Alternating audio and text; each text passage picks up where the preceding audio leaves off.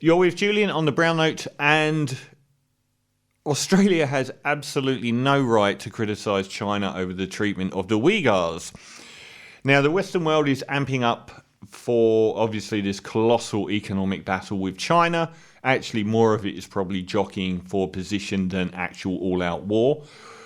But at the moment, the usual familiar Western faces are condemning China for treatment of the Uighurs. I'm not looking into that at the moment. I'm doing a full article on Chinese treatment of the Uighurs in probably next week or the week after.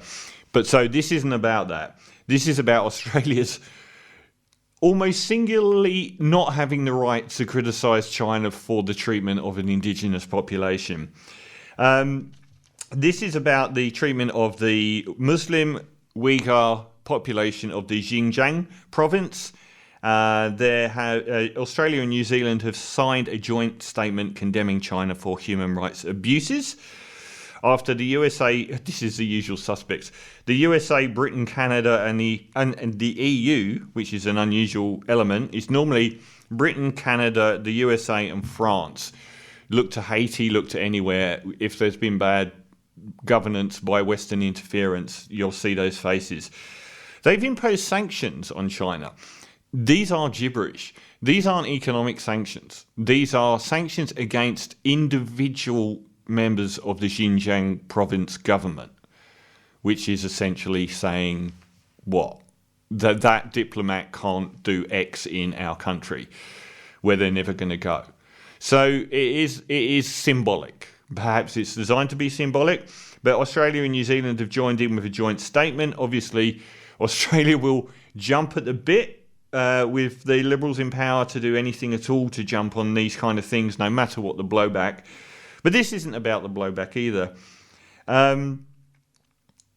China are obviously retaliating about this, and we're in a really, really bad situation with regards to our exports to China as it is.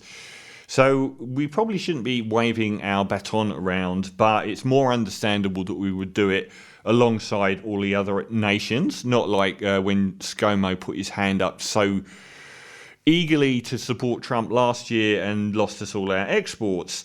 But we don't have any right to criticise China for human rights abuses against an indigenous population. Australia's treatment of our own indigenous population is the worst in the developed world. And you only have to look at the treatment of the Maoris in New Zealand and how intertwined into the fabric of daily life, if you've ever been there.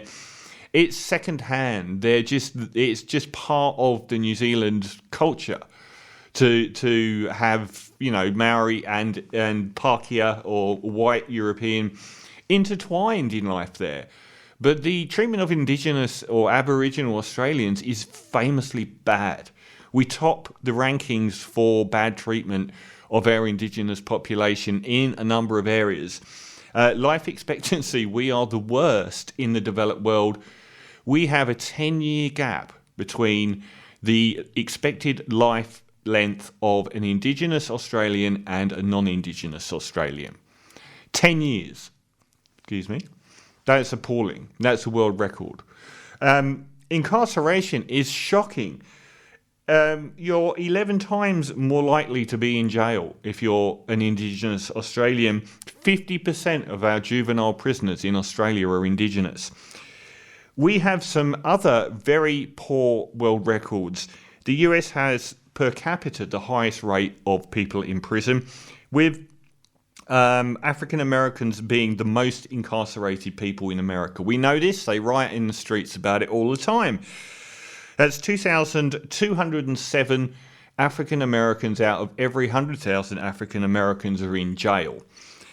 Indigenous Australians are incarcerated by a rate of 2,346 people per 100,000, making them officially the most incarcerated race on Earth. In Australia, they are the most incarcerated people on Earth. You are 15 times more likely to be imprisoned than a non-Indigenous person. We actually had a slave colony. We had slavery in Australia till 1972, and no one even talks about it. We had Palm Island. And if you think it's hyperbolic to say that we had slavery, people were taken to Palm Island despite not being convicted of a crime, usually for being uppity black people that were trying to fight for their rights, or black women that had had a child with a white man.